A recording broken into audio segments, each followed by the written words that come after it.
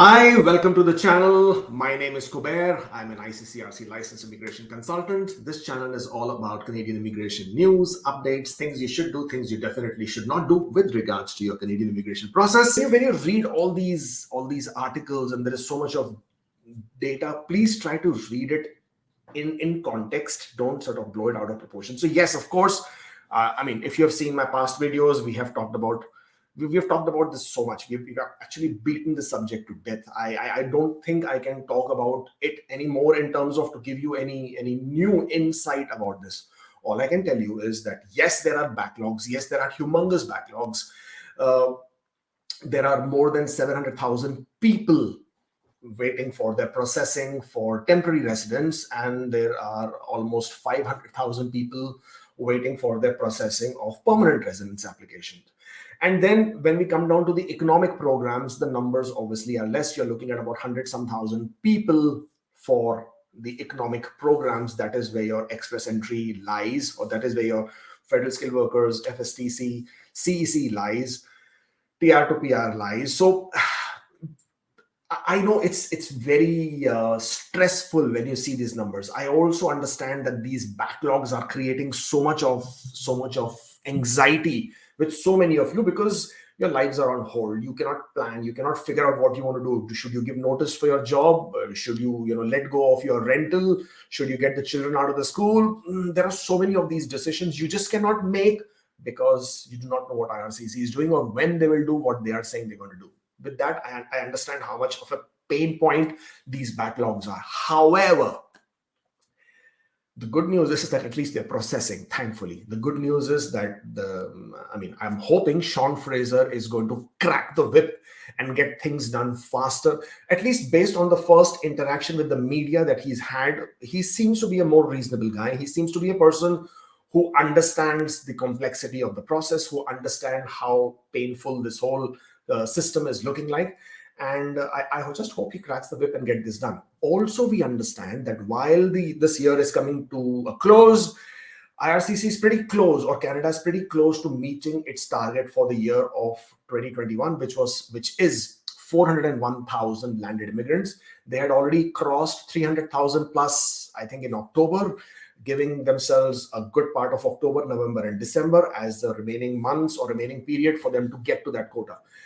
They were almost at the speed of 45,000 landed immigrants. That was the speed of processing when we last checked. I think it was the October data. So going by that, they are very much on track to meet their target of 401,000. Once they have obviously understood this, it's not that they would understand because I'm saying so, because I'm sure they already have a much bigger think tank. They are already planning way ahead. They're already preparing and figuring out what they need to do. And based on that, now that they've realized that their targets are on the way to being met, they would now reassign a lot of their officers to go back and do what they were otherwise doing, because a lot of these immigration officers, a lot of these visa officers were moved from their original application processing tasks and put into handling only in Canada application processing. So whether it was CECs, whether it was TR to PRs, they really took a lot of those resources and put them into in Canada applications. And we've already known that, we've already spoken about this again and again, that going forward, that the attention, the focus will move from in Canada to the normal application processing. So with all that information in mind, 2022 definitely at this point of time looks more promising than 2021 at all was, at least for the people who are outside Canada and waiting for federal skilled worker program draws. Another thing that we shared, and I'm not sure if I did share this memo with you, and I did mention that we have a copy of the memo that was released on, I think it was in September, and it was an internal memo. It's a very heavily redacted memo. There is nothing much to make out of this. Let me see if I can actually share this with you anyways. Looking for it. Give me a moment, please.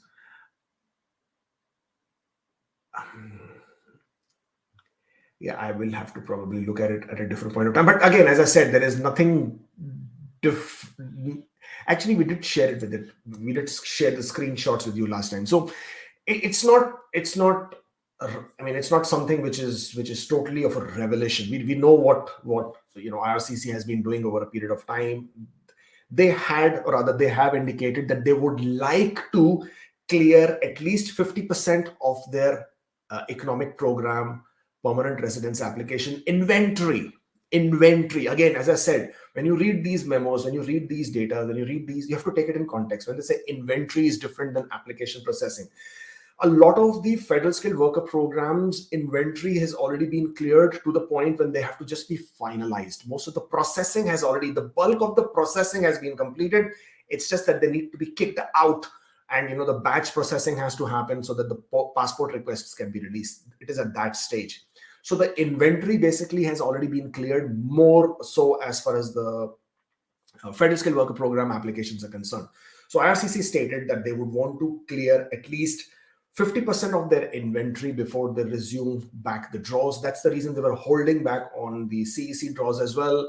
And of course, federal skilled worker didn't even start from last year onwards. I mean, we are almost now at a one year stage of that draw. But moving forward, and if whatever the indication, even as per this article from CIC News, if they say that they will be processing 14,000 COPRs each month, even if you go with that and with the number of people who are waiting for that, I would expect the whole backlog to be cleared within the first 3, 4, 5, worst case 4 or 5 months, worst case. But considering that they would actually be deploying more staff, people are being reassigned back to their application processing tasks, you would see a faster processing of this remaining applications.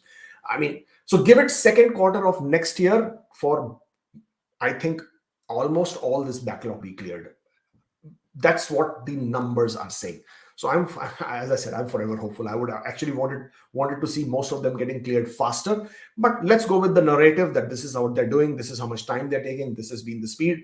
Because for this year, when the focus and attention was on so many other things, whether it was a new postgraduate work permit extensions, whether it is a new work permit extensions for TR to PR applications, whether it was the TR to PR applications, whether it was about this new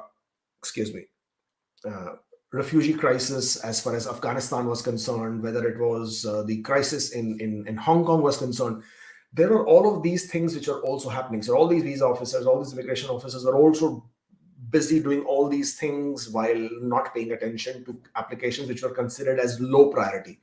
With all this now at bay, hopefully we are only hoping and praying that we can see a better, faster processing moving forward. And therefore, I am hopeful that by the time we reach April, May, June next year, we should have seen majority, if not all, the applications which are in the backlog or which are in the inventory to have been cleared, because that is what the numbers are saying. All right. And because there has been no draws from September onwards, there has been absolutely no draws in express entry. When I'm saying express entry, I'm not counting the PNP draws because they hardly count. Okay, so I'm talking about CEC, federal skilled worker, federal skilled trade categories, which is also haven't seen a draw for almost more than a year and a half now.